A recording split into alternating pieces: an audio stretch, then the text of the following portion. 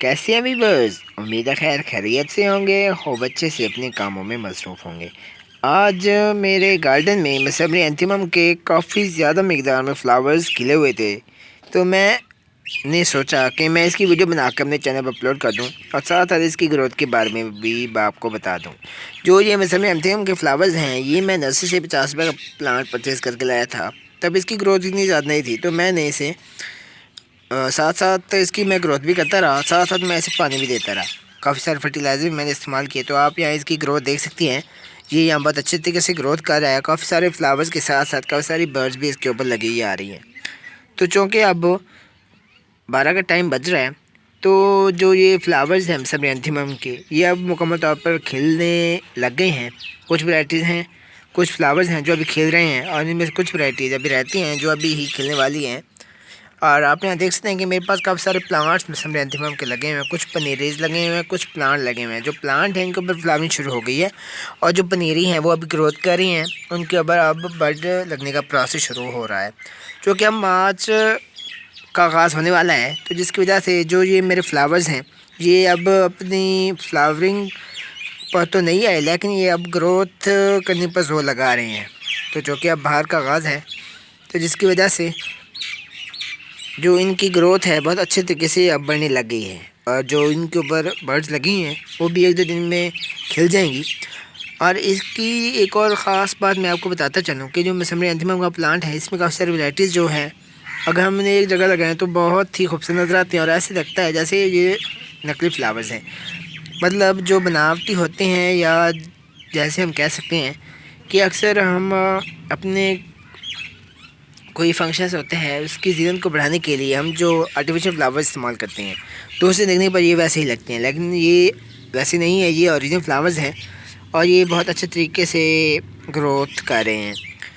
जो ये डेकोरेशनल वैराइटीज़ होती हैं, इनकी फ्लावरिंग तो नहीं होती, फ्रेगरेंस तो नहीं होती, लेकिन इनकी जो खूबसूरती है बहुत ही ज़्यादा होती है। आप यहाँ देख सकते हैं कि जो फ्लावर्स हैं ये दूर से देखने में कितने ज़्यादा खूबसूरत नज़र आ रहे हैं। और इनमें जो काफ़ी 2-3 और वैराइटीज़ हैं जो यहाँ लगी हुई हैं, ग्रोथ भी कर रही हैं, वो इनसे भी ज़्यादा खूबसूरत नज़र आ रही हैं।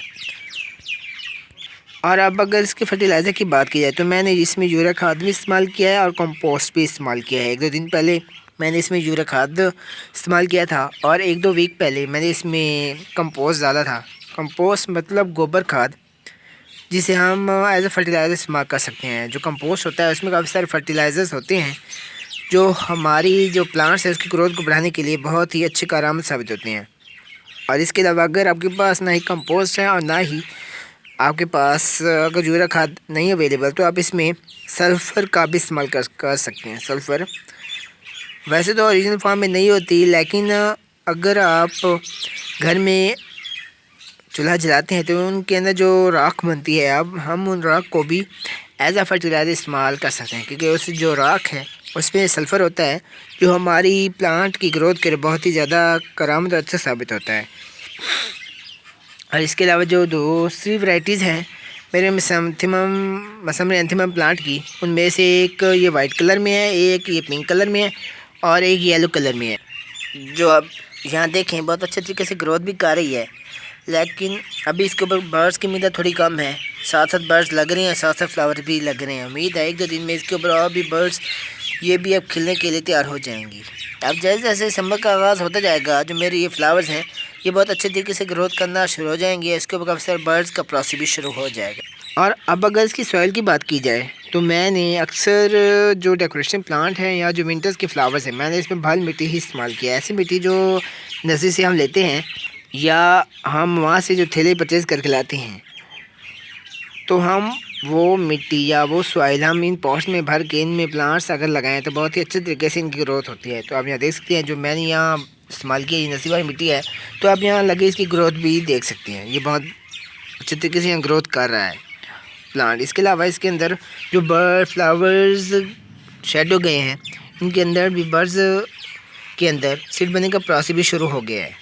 तो इनका सीड में जब मैं हार्वेस्ट करूँगा तो उसकी वीडियो में बनाकर मैं अपने चैनल पर अपलोड करूँगा कि जो ये विंटर फ्लावर्स के सीड्स होते हैं कैसे हम स्टोर करते हैं, और कैसे हम इन्हें 1-2 ईयर तक स्टोर करके नेक्स्ट ईयर ग्रो करने के लिए भी हम इसे स्टोर कर सकते हैं।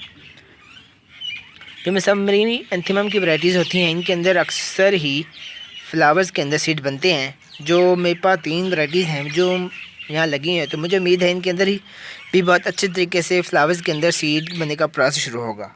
तो जी इस वैराइटी से मैं जो सा सीड हार्वेस्ट करूँगा, ये जितनी मिकदार में मुझे सीड यहाँ से हासिल करने को मिलेगा तो इसकी वीडियो मैं बनाकर अपने चैनल पर अपलोड कर दूँगा।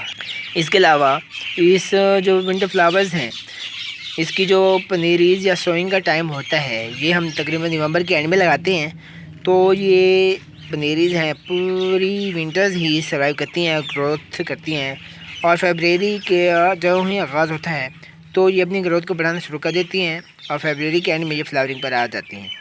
तो आप यहाँ काफ़ी सारी पनीरी लगे देख रही हैं। जे मैंने नवंबर के स्टार्ट में लगाई थी, मतलब नवंबर के मंथ में लगाई थी।